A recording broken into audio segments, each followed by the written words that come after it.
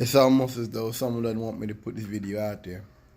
So I watched the video this morning, kind of inspiring, about these high school kids, and mostly white, out of Kansas.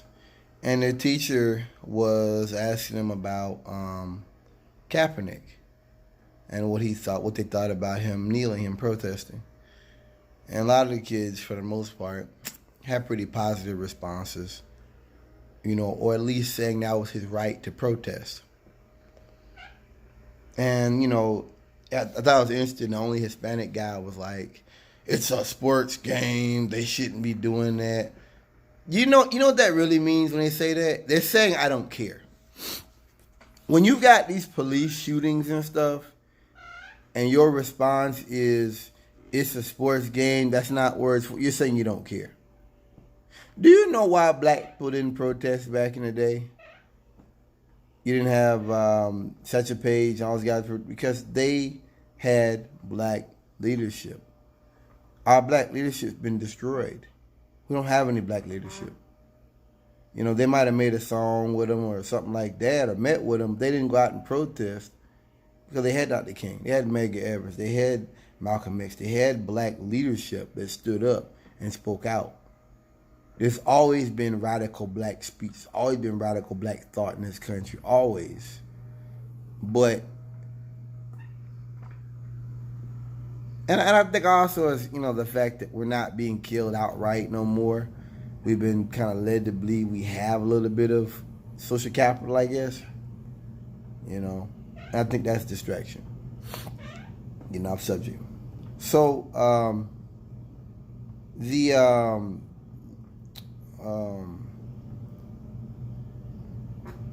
couple of people on there said some crazy stuff.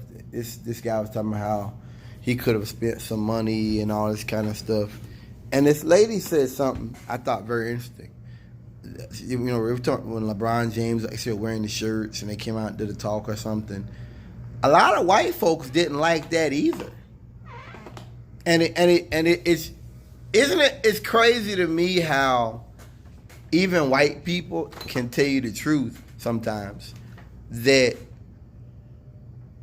no matter what you do within a white supremacist system, if you're opposing that system, if you're not playing ball with that system, you're going to have trouble. You're going to have trouble. And that's really all there is to it. You're not going to get them to really look at it from your point of view, I don't think. That's not going to happen. And that's an interesting thought, because people look at, and I've said it before, that it was a veteran that told him to kneel. He was sitting there, they told him to kneel. So he did it out of respect to the troops. I think what it's about, I thought in the beginning, I thought it was that they were making a mistake, but now I realize it's on purpose. They're attempting to downplay what Kaepernick is talking about by just saying it's unpatriotic. That's what they're doing. I really 110% believe that. Remember what I told you? White men always come at you with sarcasm. Always. And this is kind of a form of sarcasm. Walk with me. Because they don't want to ever allow what you're saying to gain ground. It's like throwing out seeds. The Bible talks about, to throw out some seeds, they fall on rocky ground. They can't root. Then you have some seed go out in ground, maybe it roots a little bit, but then the weeds come and choke them up and kill them. I was talking about the first one, the stony ground. They get out there and the sun scorches them and they die. They don't get root. They don't get in the ground where they can, and then someone gets good ground. They don't want to allow your speech to get good ground. They don't. So they'll just say you're unpatriotic. You're against troops. Quick question. If you believe in the Constitution, but yet you're saying we don't have free speech, what are you fighting for? Can I ask you that, Mr. Army serviceman, Marine serviceman? What are you fighting for? If you're telling me about we can't be about BDS, which is, divestment in this warlike state of Israel, then what are you fighting for? I mean, I know what you fought for in Iraq. You fought for American capital. I understand that. I get it. I do. You're still doing it. But overall, what are you fighting for? Like, what are you literally going to risk your life for if I can't protest? You know, I just think that white people feel like, well, you're not being killed anymore. Okay, I'm sorry. You're not being killed anymore, so why are you guys still complaining if you're not physically facing harm? And it's so much more than that. And it's also the fact that white people have had 400, 300 years of a head start. So the kids coming up, they're still kind of riding on the coattails of it. I mean, it's drying up because things are getting bad for white folks too. They're facing tariffs and things too. But they're still kind of on it. So they don't. It's like I knew this white guy one time. We were talking, did a swap at it was a Petro in Babane, North Carolina. Dirty ass and cracker. He had on damn cut off shorts and wife beater. He looked raggedy. And we were talking about police. I remember when this was, and he I was telling him how you have cops to get DUI and keep working. And how if I get DUI, that's it. There's no chance. And he tried to actually argue. He's like, oh, wait a minute, you're right. I know I'm right, nigga. What the fuck you talking about? I've seen cops commit crimes and keep getting paid. What the fuck are you talking about? Cop fucking ran up in the house and pulled a gun on his ex-wife and her boyfriend. And he was still making money, getting paid. He wasn't on duty no more. He was still getting paid, doing light work. Try that shit. You know, I'm getting out of the subject.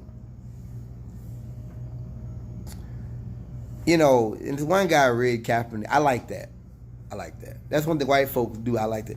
He brought the speech up and read it. That, you know, Kaepernick felt like I would be less than angry to not do anything.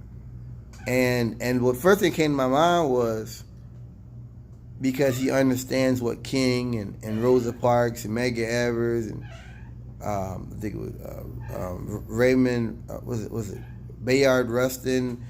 He understands what those people fought for and the risk they took. In 2019, if you can't stand up for justice after looking at how our ancestors have been treated, fighting and dying for the right to vote and things like that, what are you doing? You know, are you? See, look, man. Let me teach you something. I'm gonna give you some game real quick. White people think that if you make $1 million, I'm telling you, you get one of them multi-million-dollar contracts, you get $1 million in your bank, then you ain't black no more.